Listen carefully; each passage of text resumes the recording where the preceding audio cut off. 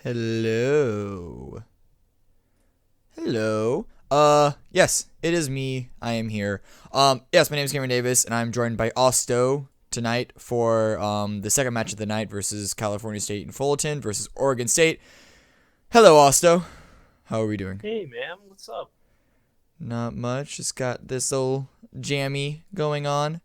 I don't know what that means. Please don't ask. Well, yeah. Well, you predicted my question then. Please don't ask me that.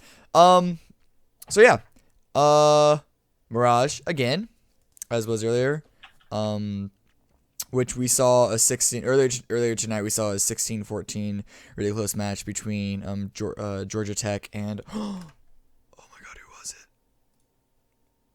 It was Georgia State and Georgia Tech. Yes, I think it was. It was Georgia versus Georgia Tech. Oh no, I was in the game. I was casting the game. Oh, this is so embarrassing. Yeah, okay, Georgia Tech versus just Georgia. Okay. We have a 16-14 game. Georgia Tech finally came out in the end. And now we have CSUF versus Oregon State. Unlike the previous two teams, this is the first time either of these teams have fielded a team for us here at CSL. So we know basically nothing about them. CSUF is currently 1-1 in the standings right now. Oregon State is 1-0. I think they may have gotten a bye last week. Yeah, I believe that's what happened. I believe that's what's going on with them right now.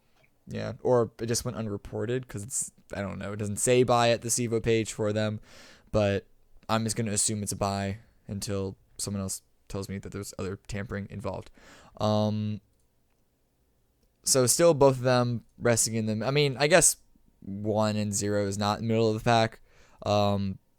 But both teams seem to be kind of resting in the middle of the pack right now. It's still early in the week. Early in the season, and with very few matches under each team's belts, there's not too much that we can really say about a lot of them. It's just not a lot of what's the word? History. Data? No, it's not. Yeah, I mean, it's not data. There's another word that I'm searching for. But I'm being a little too particular. You'll remember it. Oh yeah, no, I can never remember. I can never use words when I want to use them. Shout out the synonym. Yeah, no. In 30 minutes after this game is done, I'm just gonna when I'm trying to sleep, I'm just gonna shoot out in bed and remember what word it is. Oh God, I almost had it. Anyway, okay, I'm gonna leave this. I'm gonna leave this subject. Okay, yes. So, but there's really not much we can say about these two teams in particular, but we can, however, talk about Mirage. Well, I think that Mirage, especially, I'm going to revisit it. for two teams that we haven't seen before. Okay. Obviously, they're college teams. Mm-hmm. Obviously, this is the Obviously. Collegiate Star League. I should hope. um, no, they're just high school teams. So obviously, we're not expecting them to have like been together for years before this, or Yeah. I probably wouldn't be too far off guessing that they formed this team a few months ago, maybe. Mm-hmm. Probably in preparation for the league. Mm-hmm. But I think that seeing two semi-unknown teams go up on Mirage is especially nice to see, rather than like a train like or a map like train or Mm-hmm. overpass cobble. The less practiced maps, because really Mirage, it's highly unlikely that a team doesn't at least visit it once, twice, try to discuss some form of strategy, just because it is played so much. And because it's played so much, both teams both would have a basic understanding, basic way they know how to play off each other, and probably have some form of strategy coming in here, rather than if they were playing on train and one team came super prepared and the other just never got to practicing train. I mean, I'm gonna assume that all teams have practiced all the different maps, but I get what you're saying in that a lot of the maps that are more like strategy execute focused, like train's like the big one, but also cobble and overpass. Um, that even if they practice them, they may not be as comfortable as particularly ones like Mirage. I'm going to assume that all the players in these teams, if they're at this level, which, it's still a big wide margin from pros, but like, normal people shouldn't be comparing this with pros. I'm going to assume that most people who are on these teams know all the maps pretty well. It's just more down to the executes and like team timings, and like when someone flashes, like does a weird flash to flash you in, to around the corner at this specific time, and all this stuff that you really got to have team coordination on, and like more than just two people coordinating stuff. And so I definitely get what you're saying about Mirage is not so far. It's not a Dust 2, but it's still not so far down the line of just a who can shoot better map.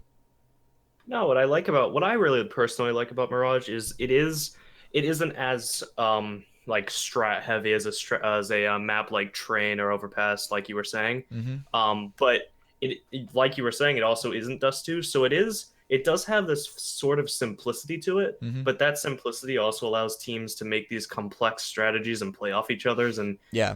to this day, we still see teams coming up with new stuff to try to just come out over top of other people. And when we see two unknown teams going up against each other, it's personally interesting to me, because we get to see these kind of clashing of ideas between the two teams, where one team has their own mindset of how they like to play Mirage, Mm-hmm. and then the other team could come at them with just some random, like really complex strategies, and it leads to some really interesting games, really interesting situations. And honestly, at the end of the day, this isn't a map like Dust 2 where if you have your people aiming on point, you can just barrel out and Yeah. not have little strategy and win the map. Mm-hmm. If a team has strategy on this map but it isn't really feeling the aim, they can still win the game. Yeah. And I personally find it very interesting to just watch that process happen. Yeah, no, what you're saying earlier, or not earlier, but like just in the beginning of what you were saying right then, about how it's seeing new teams and finding their own take on it. It's also interesting to see, not even just new teams but old teams, because the last match between Georgia and Georgia Tech, I mean, even Georgia Tech's been around for a while, but as far as the banner and like the name is concerned, but those five people, as far as I know, they're a new team together.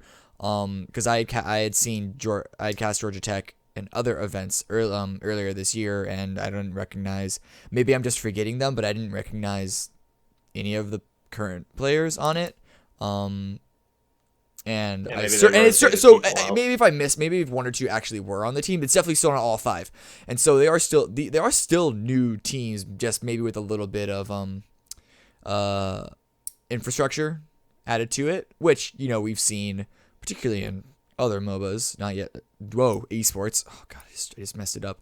Esports not going to be named how important infrastructure actually can be for developing an esport team and the team's success. But just referencing last game, how both teams put a lot of emphasis on underpass, at least as far as lurking was concerned. they had the usual every once in a while. Like there was like one or two rounds where the five terrorists would all kind of rush underpass and get boosted up into window. But almost every single round they would have like we would have a lurker at underpass. Both teams would, and that's a little unusual. And so it was kind of interesting to see that happen, even with teams that aren't as new. And so, I feel like I'm kind of talking in circles and not really making a point right now. Other than agreeing with you that, yes, seeing new teams and seeing what they do can be interesting. Ta-da!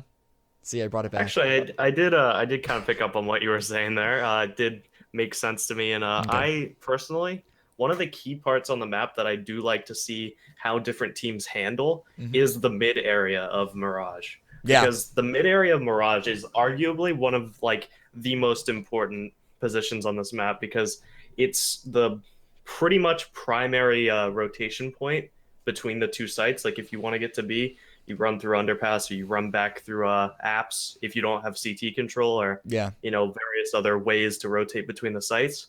And various times we've seen some teams go for abandoning mid, just playing the sites. We've seen Mm-hmm. teams trying to dominate the mid from the very start, not let anybody from the other team have any control over it. Mm-hmm. And really, I'd like just seeing how exactly they go over this. Um, in your experiences, what do you think is the best way of like going about holding mid, or should they give up mid? Should they try to just full out hold mid? What do you think works best? I mean, there's no one single solid answer. And even a team's preference, I believe, should be um mandated by what the enemy team has. Like if the enemy team is on a save or a buy round, but that's Let's not assume it's a always. buy. It's assumed. Okay, so it's assumed that it's a It's a buy buy versus round. buy. Um, I don't know. I know that back to referencing last game, Georgia Tech would from the start would basically just give up mid every single round. Just let the terrorists have it and hold the sites. And it was an 8-7 half with Georgia Tech up on that, but it was basically the half got as split as it could be. And so let's not. I don't know if that's saying that it's good or bad that they did that. But I don't personally like that option. I think you should always have a little bit of pressure there, but don't full hard commit to it. But honestly, I think it's all dependent on whether or not how good your opper is.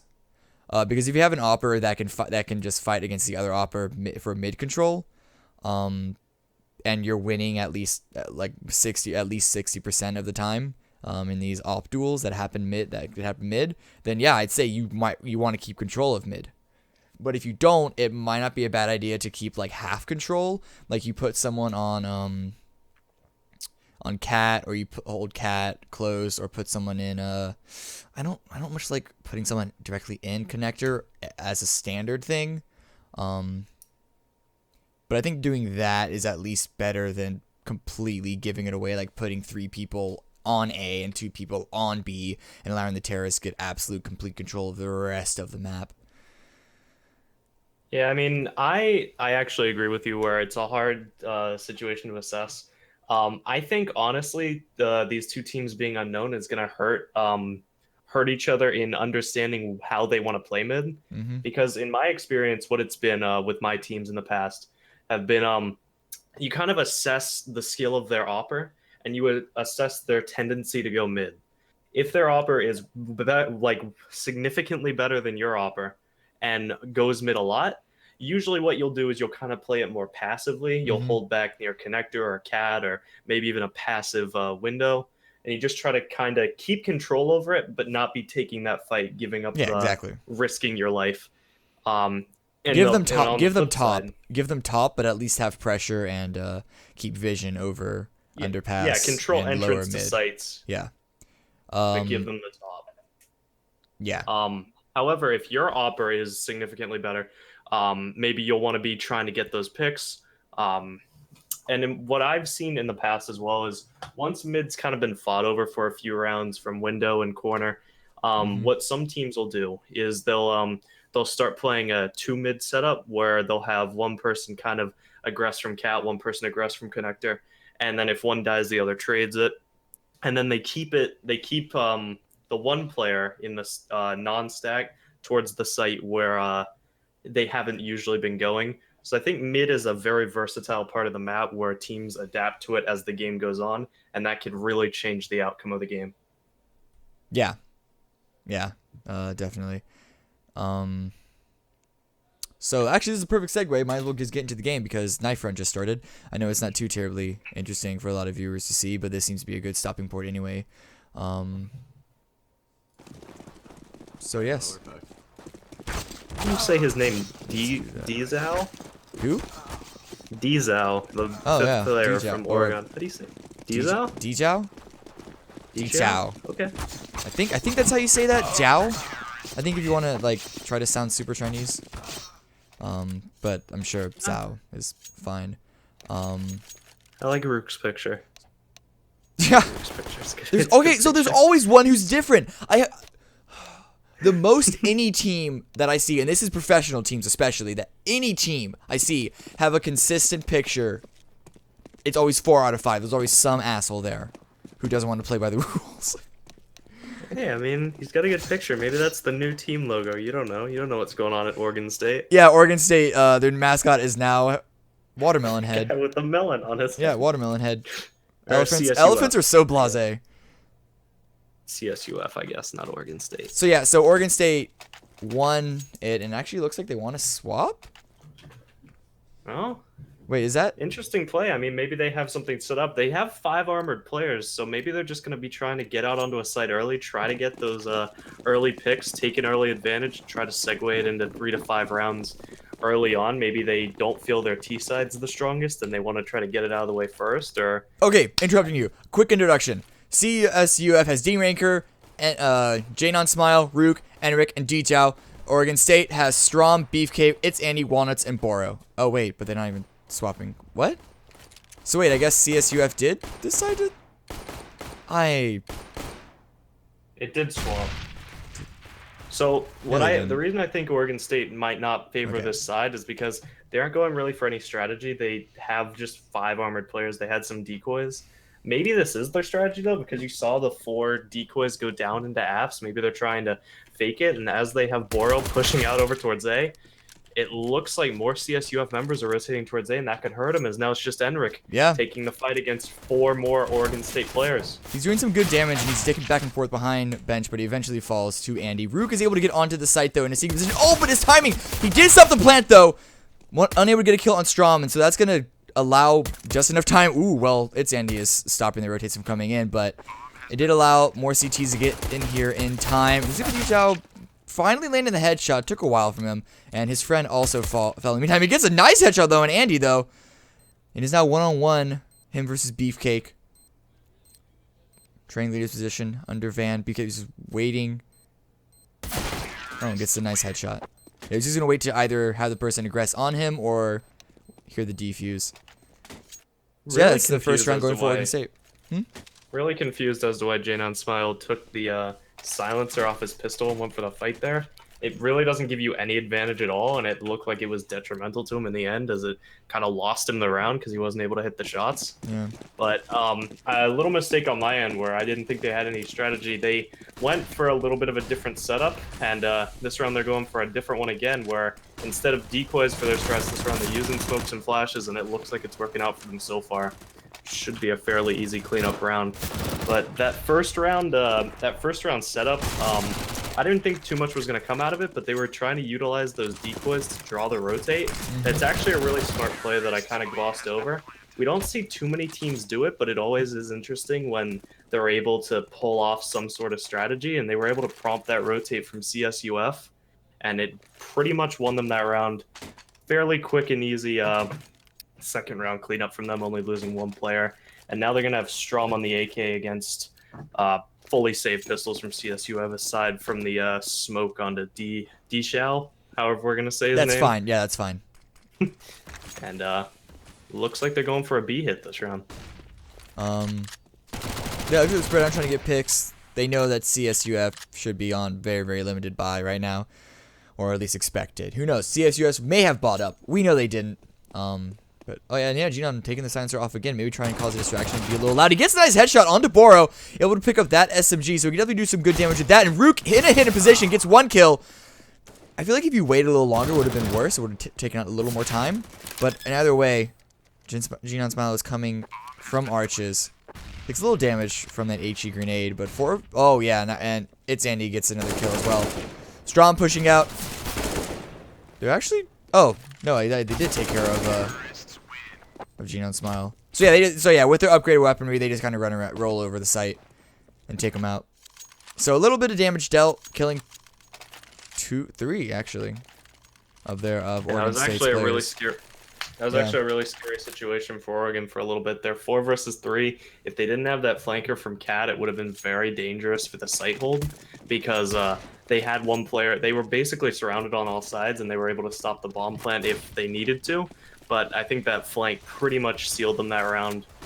With that, they were able to just tear up the retake potential and able to just clean up that round that really should have been easy from the start. But here, it's going to be going out. We actually see Jaina and Glass canning over towards mid, taking the fight against Strom and Boro. So let's see how this pans out going into the 4th round. Right side window. Yeah.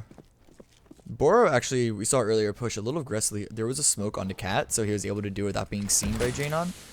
But he pushed a little aggressively, just to be a little close if someone wanted to push through that smoke, but nothing happened. He decided to fall back. Got a little too scared. D-Ranker here, though, catches Boro out. So he's doing it once again.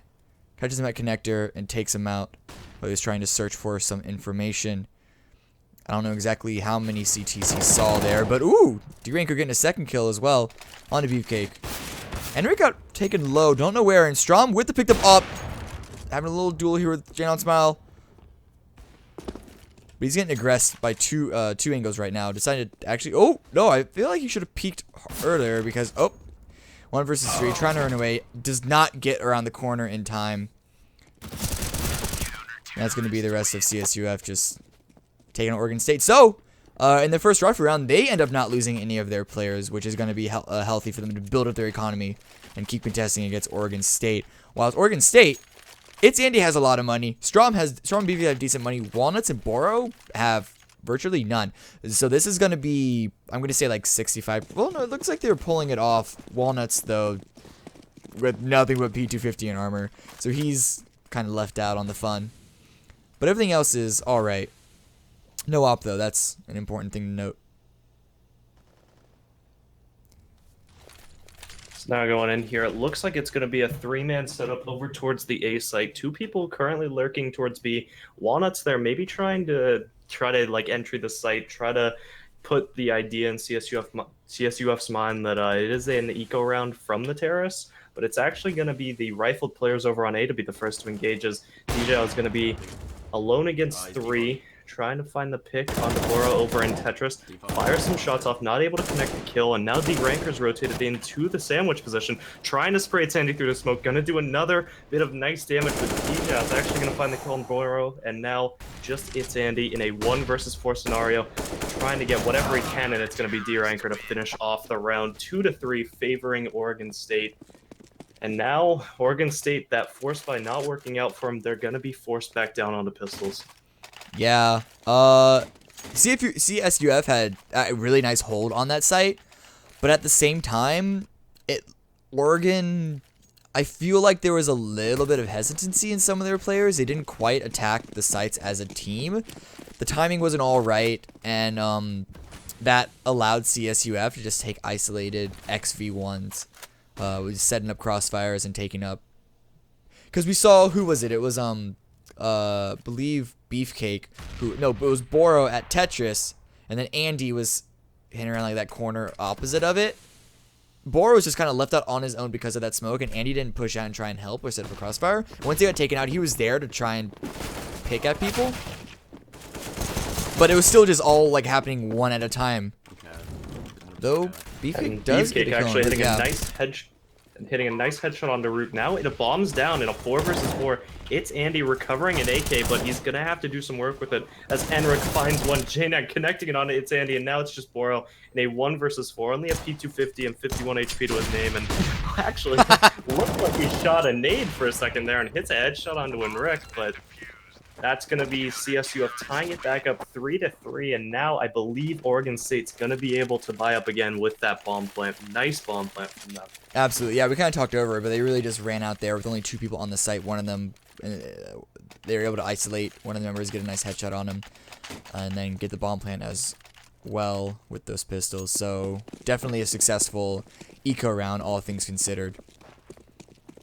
Yeah, and now it looks like they want to take this fight over towards mid. Can they win against Jana and Smile? The cat area is smoked. Just misses that shot through the smoke. And oh, yeah, like that Burrow was... might be peeking here.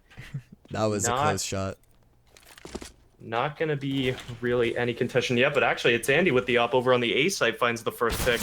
And now the counter-terrorists over towards the site trying to reposition themselves for the hit. But Rook over in mid finally going to trade that kill, bring it back into a 4 versus 4. Strom still over towards this boxes area, trying to figure out if he can do anything to try to maintain this mid control somehow. And at the same time, Walnuts pushing up apps, getting a ton of information for his team. And Rook might be having to fight him off here. Spots Walnuts, Walnuts spotting him. So a 1 versus 1 situation over on this side as Jana and Smile finds Strom over in the mid area again. It's Andy still trying to get a pick towards the connector area as both Enric and Dijal are rotating over towards B. It looks like Jana wants to follow him. He decides to just anchor towards the A site, try to hold off any aggression, which Beefcake's looking to bring. But it's Andy going to be rotating the bomb and might find Dijal here. Finds the first. Rook going to be alerted to his position, not able to hit the follow-up shot. And now at the same time, Beefcake pushing out over towards the A site. Walnuts finds Rook over in Van, and now it is a 2 versus 3 favoring Oregon State. Both counter-terrorists rotating in towards Market. And it's Andy planting the bomb with the op. Will be able to try to hold over towards this window area. Trying to just play the edge of the smoke. Might be able to catch. Oh, Jana jumps over his crosshair just a little bit. Enric taking the fight against Walnuts in the site. And it's going to be it's Andy to find it. That leaves just Jana in a 1 versus 3. Make it a 1 versus 2 as he finds the shot on the Walnuts. Trying to find Beefcake. Connects the shot. Now it's Andy who does finally close out the round for him. 4K on the round for him, saving that. And Oregon State finally going to get their 4th round on the board after a 3-round loss streak against CSUF. Yeah, so all things actually panned out very well for CSUF. I was a little worried at first when it was Andy was taking the bomb through Cat because all the team members were isolated from each other, all 3 of them. And so if any one of them got found out, that would have been CSUF's round. Like, just done and dusted. But because no one was watching Cat on CSUF's side, he was just able to push up by itself and catch those 2 members and get his crossfire set up on the 2 members on B. But yeah, we're going to see Dijal here pushing up mid, finding that no one is there. And then along with push in onto A, it's going to call the rotate in. 1-for-1 trade right now. No, make that Gina and Diringer both getting kills for themselves. Drinker holding back onto CT. Smoke's cutting him off, but he has a line towards the cross. Bomb is still back at A ramp. Andy gets a kill, trying and even up a little bit. But it is still CSUF's advantage right now. And Strom is pulling the bomb back, pulling it. I think he's waiting for Andy to call out some information. See if we can't find another pick or find something. See if anyone pushes him. This is what I'm talking about, though. They're both isolated right now. I mean, I guess you could argue that Andy's trying to fake out that they're staying here, but 1 versus 1 is not necessarily a fake. It's like 2 people left. It's not necessarily a fake. It's kind of just a guessing game at this point. But now he falls away. And luckily for Strom, he has not come across anyone on his slow, sneaky route onto the B site. The closest person to him is Rook, and he's only now slowly making his way through underpass. The timing could be on his side, though. But no, Andy has already passed underpass. He's not walking. He is just going straight behind his teammate, getting the plant, and holding apartments. Watching window right now. Oh, he tines away just for the cross, but right behind him is going to be Rook. Second hit, but that's going to cue them. That's going to cue CSUF, or Rook specifically, that someone else is in there. Now, Rook by himself, he could catch Andy off guard. Andy was looking, but did not get scoped in time. 1 versus 1. You know, Strom is on this side, relative location, tapping the bomb. And now with those threats, he's able to hear him and get the headshot on him with that SMG. No kit, but he still has enough time. So a nice nice answer from CSUF to even it up to 4-on-4. Yeah, and that was a really smart play from both Strom and It's Andy. Throwing that fake over towards the A site. It's Andy continuing just making his presence known there. Drags all three counter terrorists into that site, allows Strom to get away, start pushing apps on his own. Slowly but surely, they had a minute to work with, and after Strom had kind of assessed that, yeah, I have this apps area, It's Andy, assessed that all three counter terrorists were on that site. They were able to push in, get that bomb down, and unfortunately, just that 1 versus 2 did not work out in their favor, but it was a very smart play, and it could have won them a round that pretty much looked lost.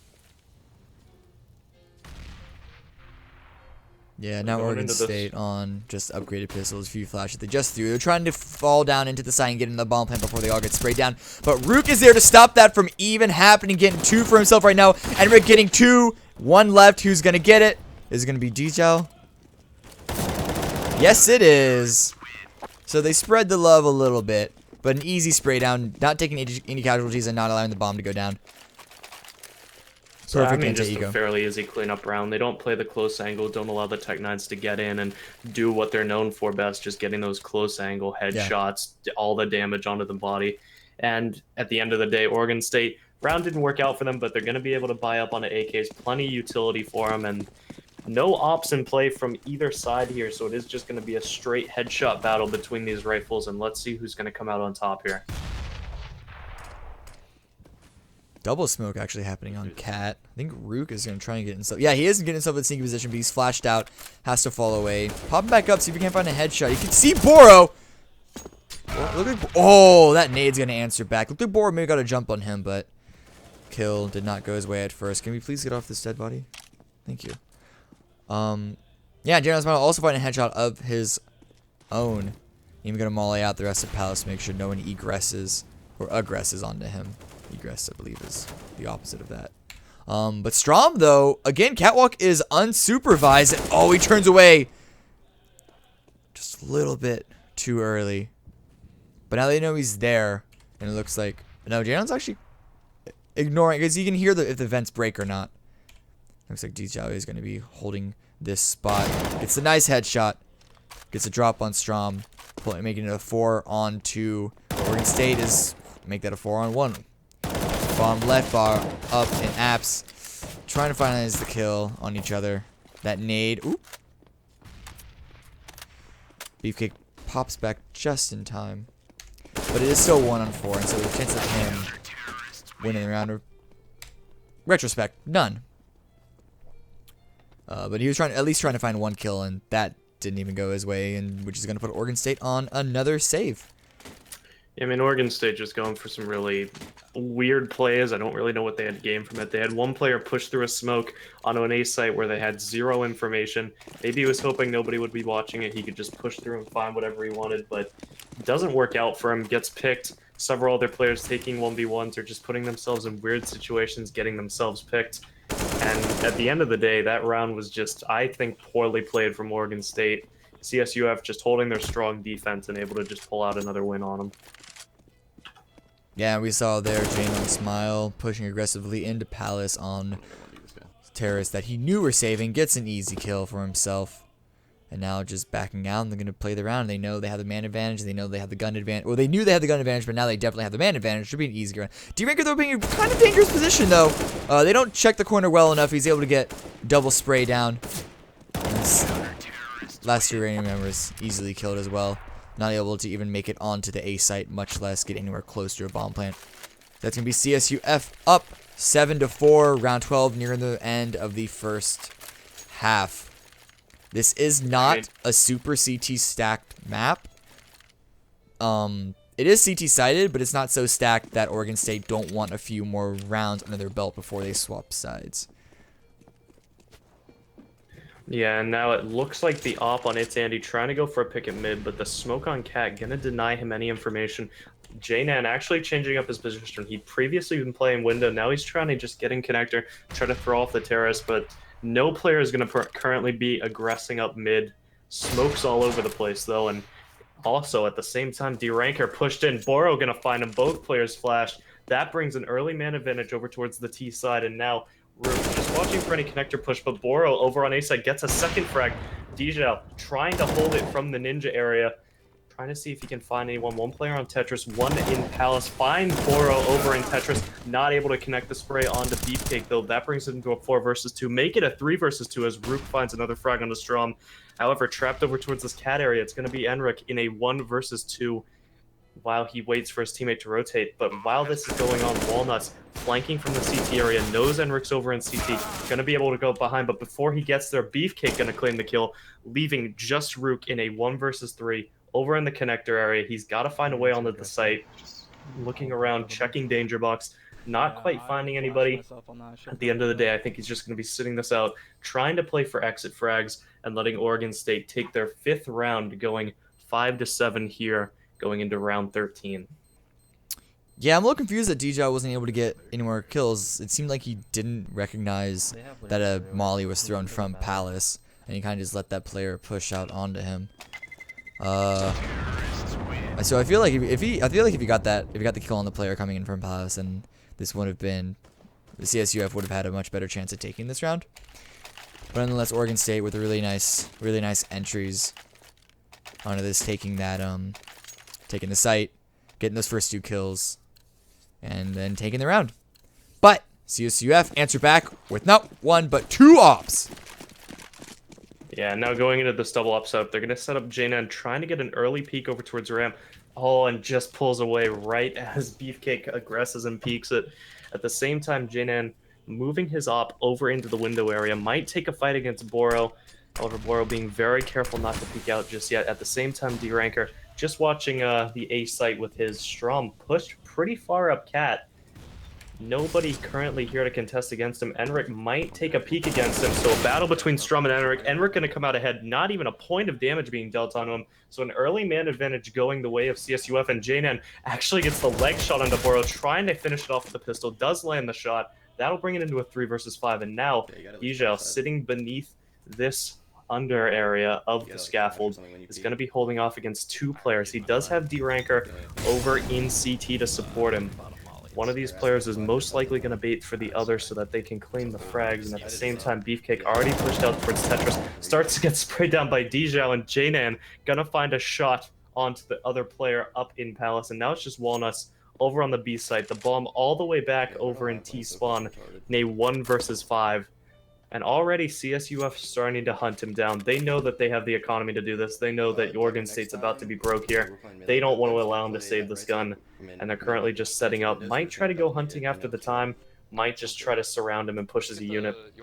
But nevertheless, it's going to be the 8th round on the board for CSUF going into round 14. Sorry, I was just now cutting the, I didn't realize they'd be using the in-game mic so much, so I'm cutting that out. I do want to comment on Oregon State throwing fire under Palace. When you do that, you want to do that, oh wait. So Walnuts gets 1, but DJ is able to kill him out, and that's going to be massive damage to their economy.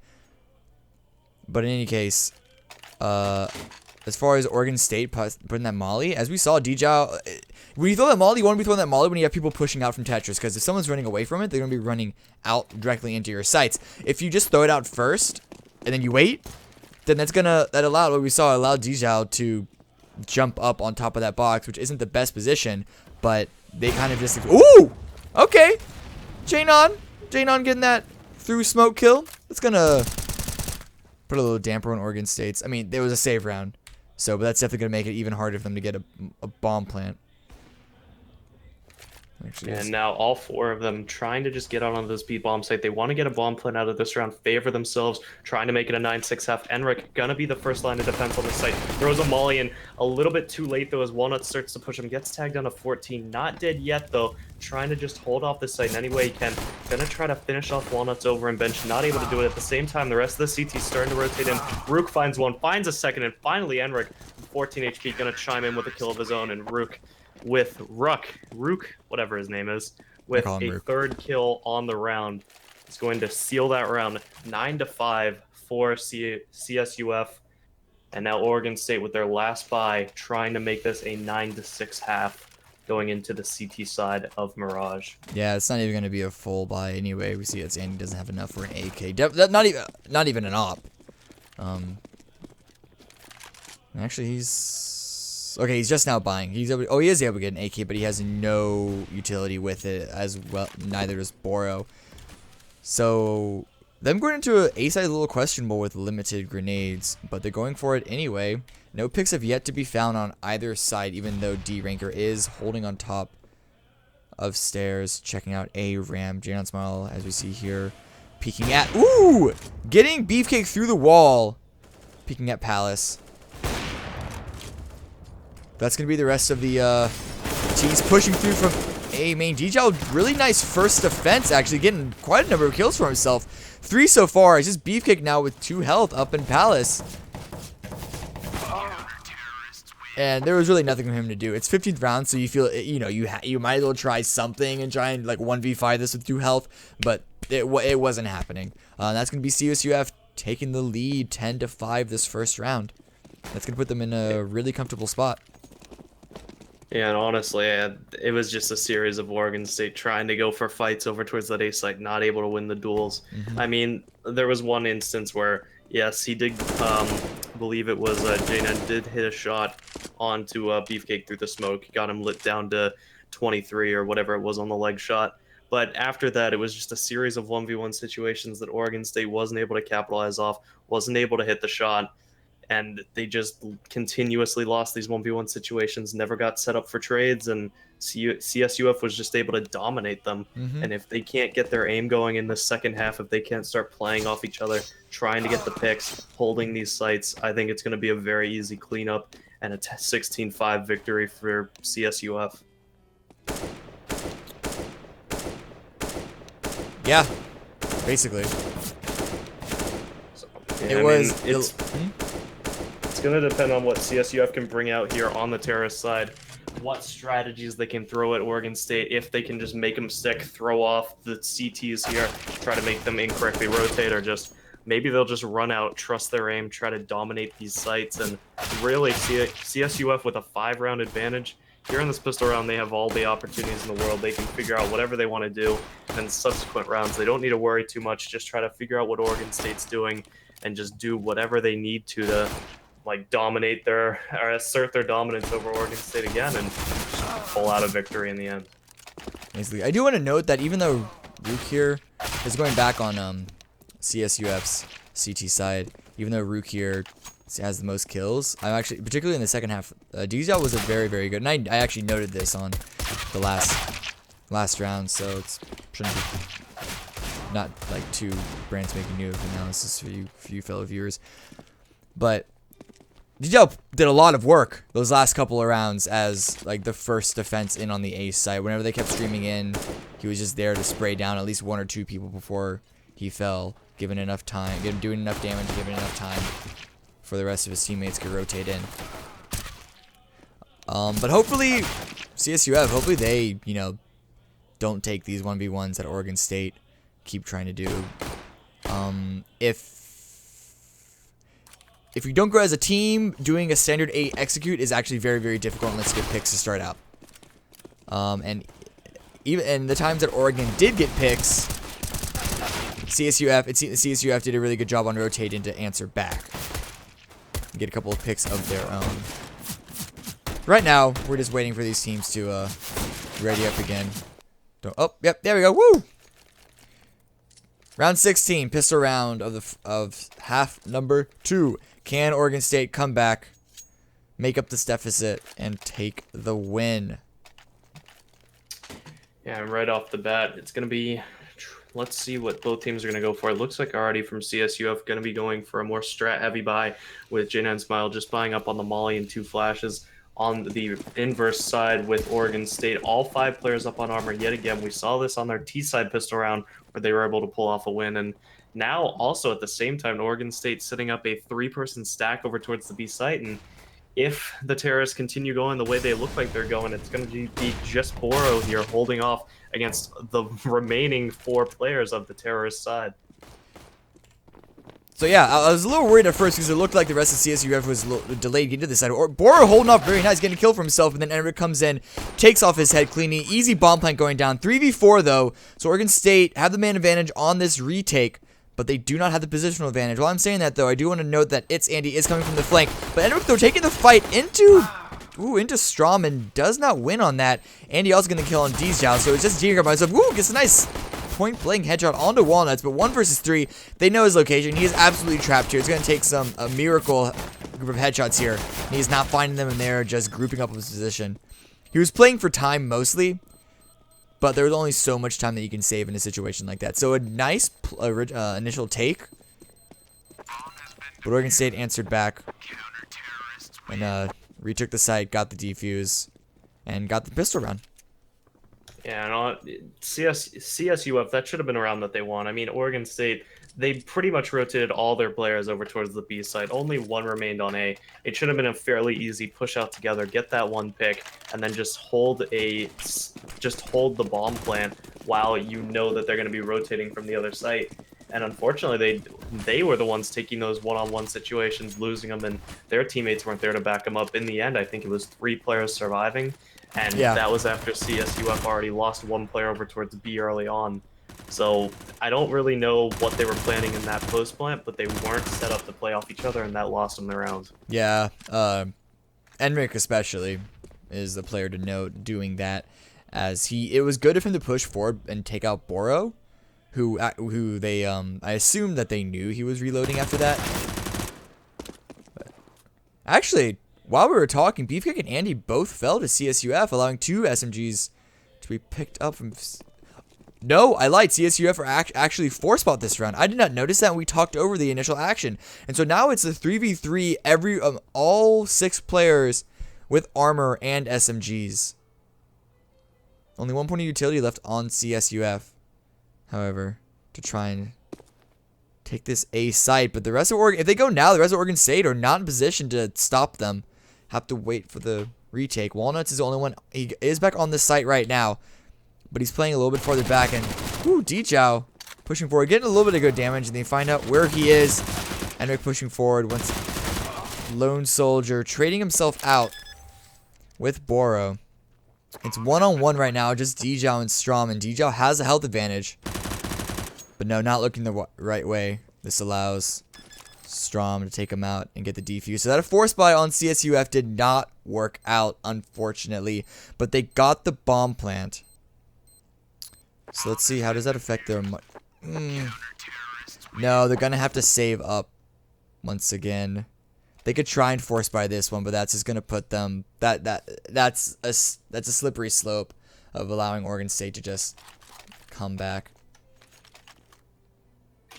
Yeah, now Oregon State going to be able to buy up onto 3 rifles, 2 SMGs. But they're doing it. Looking to farm with these SMGs, but it looks like the CSUF player is going to be forcing a buy here. So these 2 SMGs are at a risk of falling, and if they do, it might be very dangerous for the defense here. J9 already taking a fight against Beefcake, not able to connect the shot, and now Beefcake falling back towards the B side. At the same time, D-Ranker starting to push out, but it's going to be It's Andy opening up the round with the first frag onto D-Ranker. 4 versus 5 advantage, favoring the CT side. At the same time, It's Andy going to be pushing through, looking for another kill in Palace, spraying through the smoke, not going to be able to find Rook.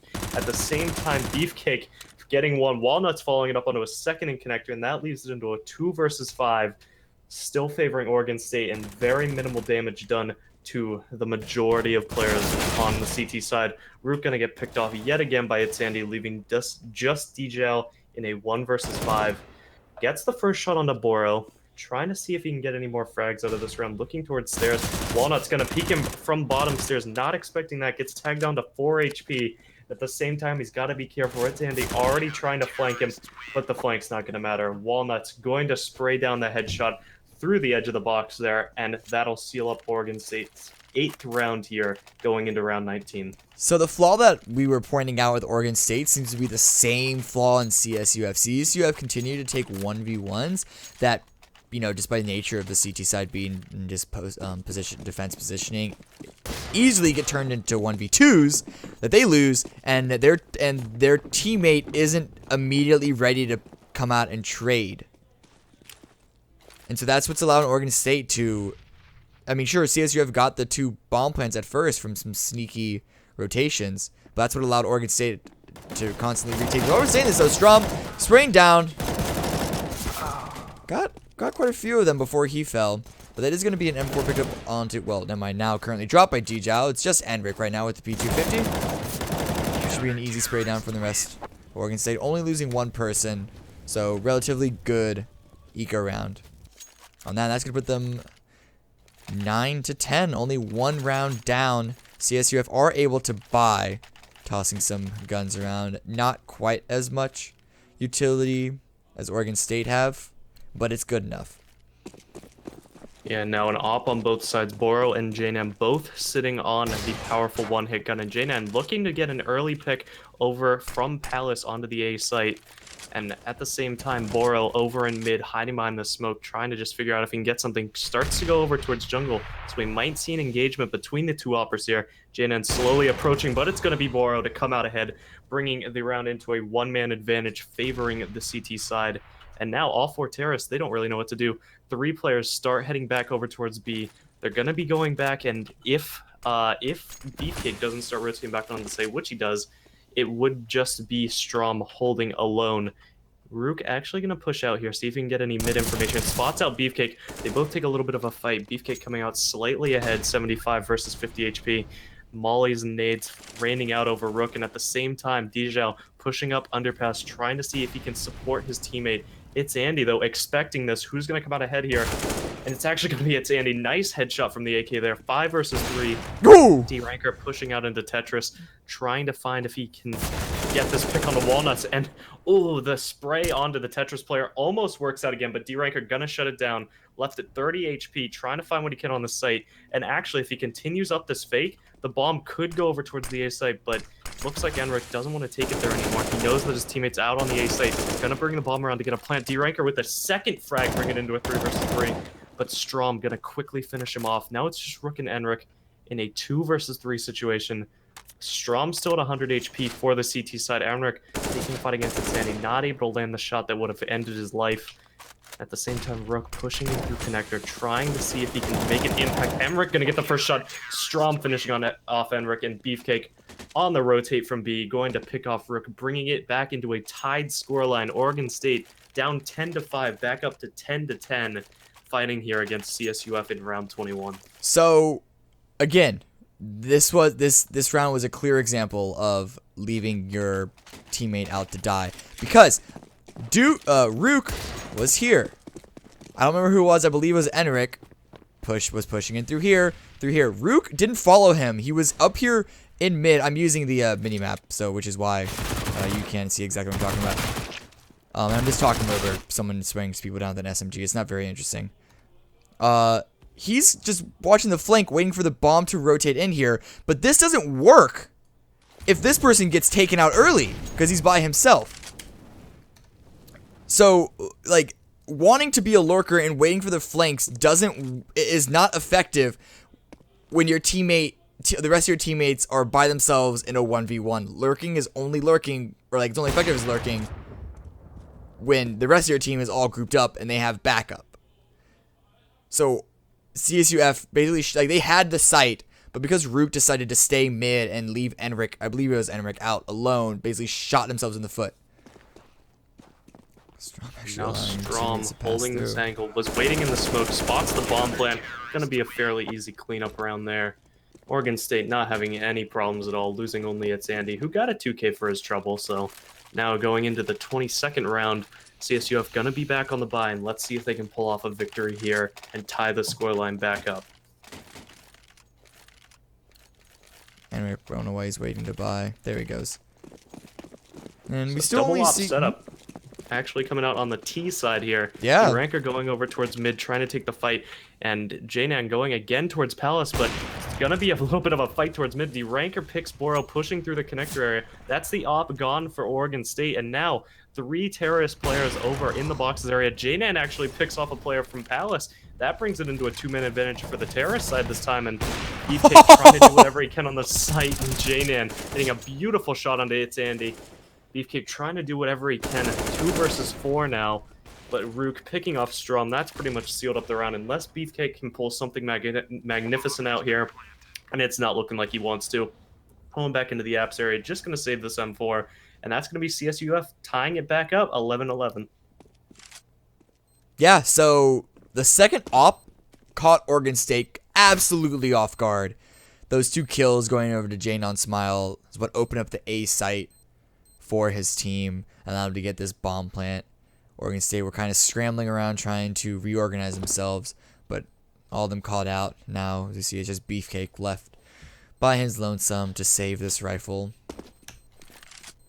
Money still looks fine, though, so Oregon State, after all, it was 6 rounds in a row before they dropped the round, so they definitely have enough money to buy up. But now that they know the 2 ops are in play for the CT side, the question is what they're going to do to adapt, how they're going to put their people, put their placements, try and shut it down. So a good question here to ask is D-Ranker going to go towards mid again? Obviously, Oregon State probably not going to be looking to go for that 3-man push into connector again, and indeed they're not. Boyle actually going to go back into his hometown of mid in the window area. Doesn't hit the shot, and actually D-Ranker going to claim his life. That's the op gone for the counter-terrorist side. And again, right off the bat, the terrorists have full mid control. They have free reign of where they want to go, but at the same time, it's Andy already cleared out the possibility of an A push completely through a ramp, and this could throw them off guard. Enric, the person lurking over towards A, has rotated into the B apps, and if nobody's expecting this, it's Andy could be a massive problem during this round. At the same time, the terrorists in mid trying to figure out where they want to go. It looks like it's aiming to be an A take, but at the same time, it's Andy pushing out. Gonna find one onto JNN. 3 players here right for the picking. Gonna find a second one onto D-Ranker, and at the same time, Walnuts from window gonna spray down 2 of his own. That brings it into a 1 versus 4. Enric taking the fight, and it's Andy. Not gonna let him live very much longer. 3K for him on the round, and that's Oregon State bringing themselves up onto their 12th round and resetting the economy of CSUF. Yeah, the timing on Andy coming into mid and take out his players was perfect. CSUF actually had the positional advantage that if they went into A, it was only 1 remaining CT player there. They went to A and they could have taken that site very easily. But they waited. I don't necessarily know why they waited, but they waited just long enough for Andy to come around and be able to flank them from the sides and set up that crossfire with the other player from window. And so, very nice job from Oregon State. Andy being the scout ahead. Beefcake and Andy both getting opening kills for themselves. This is not a saving CSUF. They're just a little bit limited of buy, but they were full AK wielding opposition. We see Djiao taking out Andy, trying to answer back with a little bit. Beefcake also sitting down to 9 health from his earlier engagement. But actually, the lone Enric on the A site by himself gets taken out. And yeah, look again, Rook and Djiao nowhere near each other. Rook takes 1, but in the secondary fight, Walnuts ran out of ammo, but if that wasn't the case, he probably could have taken... Well, they were both actually very low. That still was anyone's fight. But now it's a 3 versus 2, and 1 member is incredibly wounded on both sides. No, 2 actually on Oregon State. So if they find those kills early... Ooh, Djiao did see someone on a cat. Rook wasn't expecting that person to be holding that exact angle, and now it's just Djiao by themselves. Heard those footsteps. Should be able to get a flick shot on the wounded Beefcake. Now it's just Walnuts and Strom, both coming in from the same angle.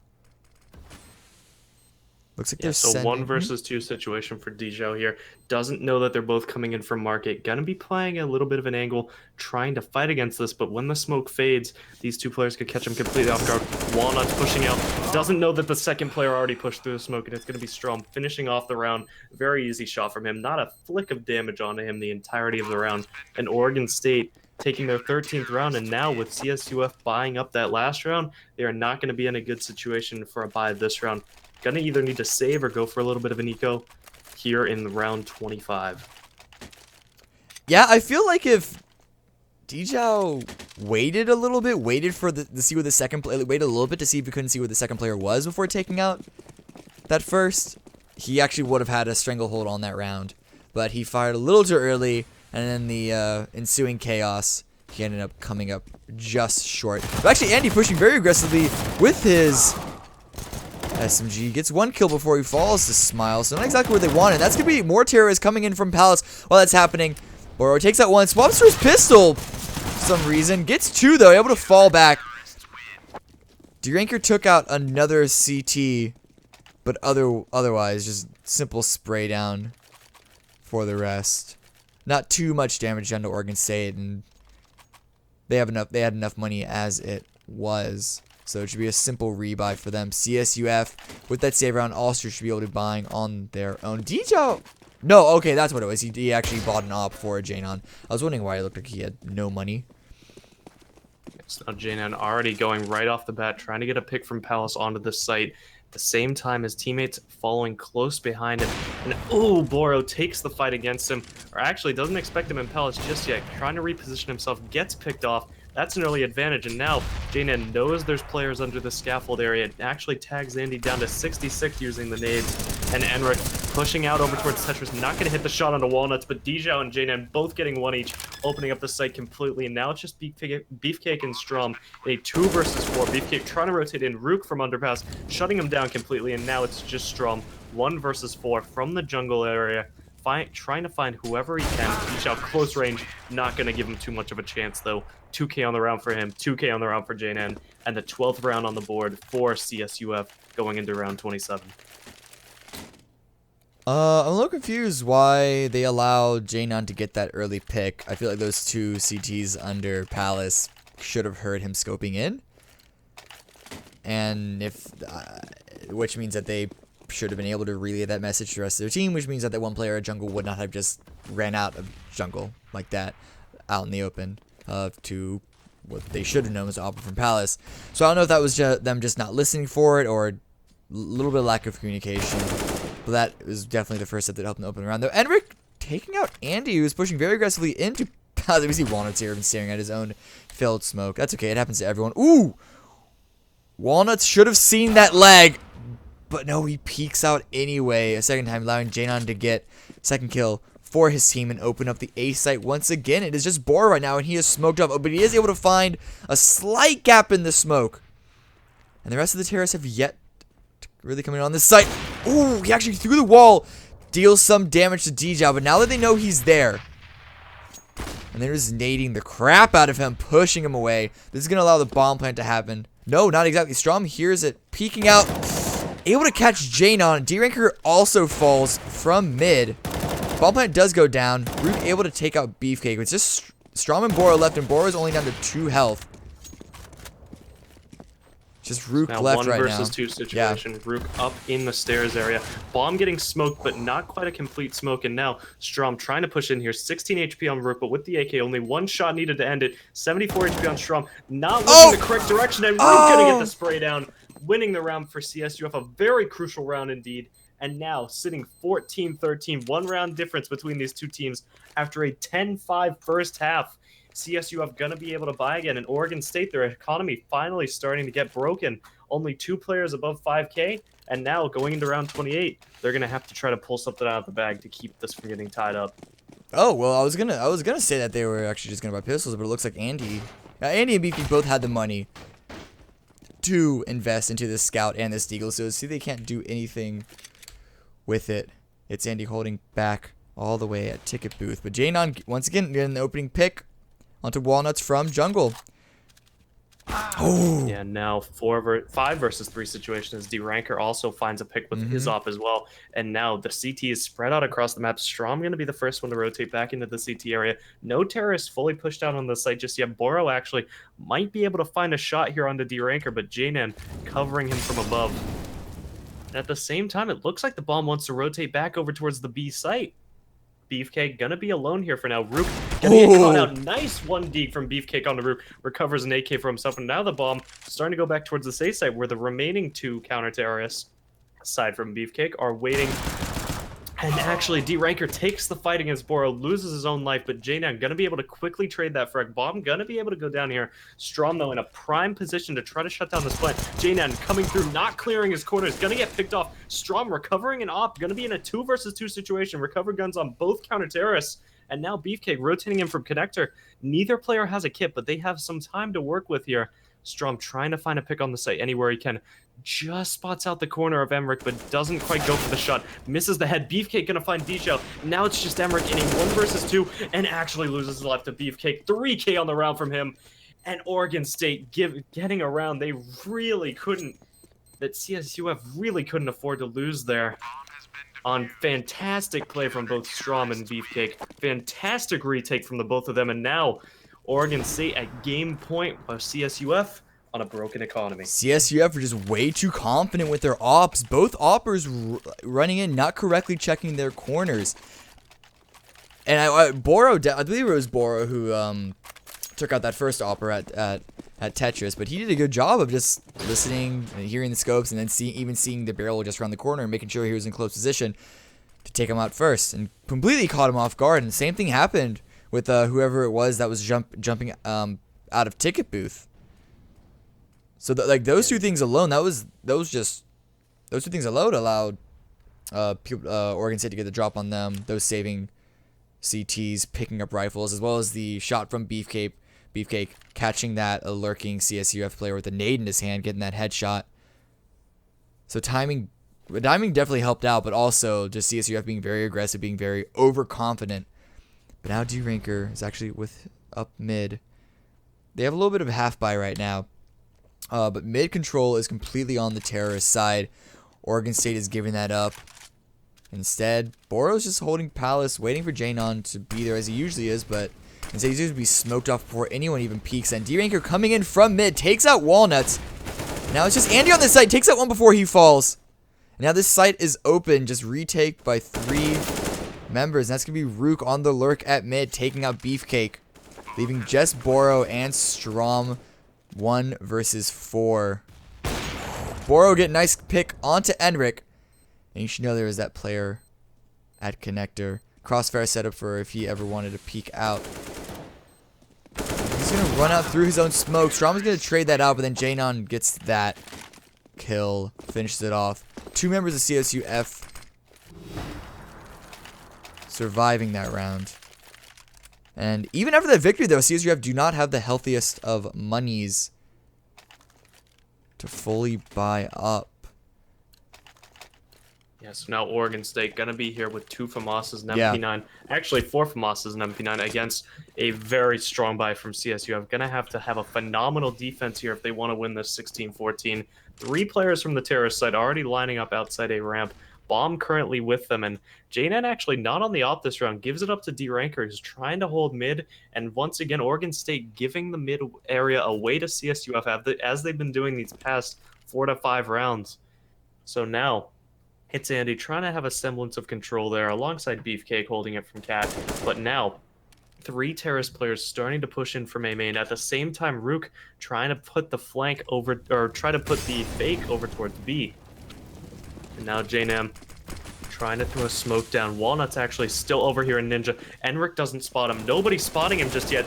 Actually, Boro gonna be the first one to find DJ. JNM actually gonna be able to hit the headshot onto Walnuts. Unfortunate for him, not able to connect any shots from that fantastic position. Strom finds Rook over on the B site, and now Janan in a 2 versus 3. Janan and D-Ranker. D-Ranker trying to rotate in through mid. Currently just Janan in a 1 versus 3, trying to find whatever he can. Has the bomb, doesn't quite want to go for the plant yet, and as D-Ranker pushes up, gets shot from Strom over on Cat. Now it's just Janan, 1 versus 3, and he's not going to be able to pull it out. So a 16-14 victory going the way of Oregon State after a 10-5 half favoring CSUF Esports. God, yeah, that was... I actually thought that was going to go CSUF's way at the start there. But no, that's going to be an answer back by... Why am I drawing a blank right now? Who?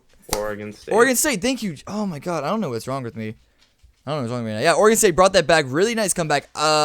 Also, when Walnut whiffed that connection right there, it was a really nice spot. We're not able to find any connections, and so I thought that was the moment that I thought CSU had it. But then Oregon State coming back, pushing through the smokes, and able to have the bomb plant, not allowing the T's to actually get into any post plant positions. Easy retake, well, not easy retake, but like a solid retake on that side, and that's gonna put Oregon State up 2-0, I believe. Is gonna be their scoreline right now? Yeah, I believe so. 2-0. I believe they're now up 2-0 or 3-0. Yes. Well, I mean the bye. I don't know if the bye count. I don't know if we consider a bye as a win or not. I remember hearing some other people talk about making sure the stats are correct with buys, and anyway, I'm sure it does. Buys usually count as wins, right? Yeah. If someone drops out, yeah, okay, that should count as a win. Which would make it 3-0. Whew. It's been a long day, everyone. I apologize. And so I don't know. Do we have any last words on that? Interesting match. I thought CSUF was going to bring us back into an overtime situation there, but Oregon State Yeah. showing phenomenal teamwork, being able to hold their angles, not get too stressed out, and able to just hold those angles, watch the entrances to the sites, and pick off CSUF, who really seemed to be a little bit unaware of all the situations they could be shot from. So, unfortunate for them, but Oregon State going to be able to take it 16-14 and a phenomenal comeback from them. Yeah, both teams definitely significantly stronger on their CT side. Both teams really need to work on their T side teamwork instead of just taking all these 1v1s. You want to have someone back up to take trades at minimum. Yeah, on a T side, you don't want to be trading. I mean, you want to be 1-for-1. You don't just want to have someone die without nothing, finding a little bit of information. Information is significantly more important on the CT side, dying for information, than it is on the T side. And so I feel like both those teams, that's definitely the thing that both these teams need to work on. But with that being said, that is going to be us for the night. Thank you everyone for tuning in. Thank you to our sponsors. Thank you Band. Thank you Twitch. And so with that, we shall say good night. Only $14.99.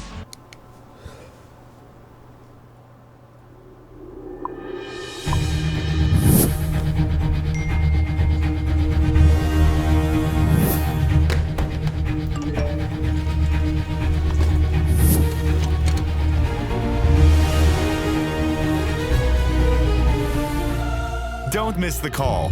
Download Band. Communication made easy.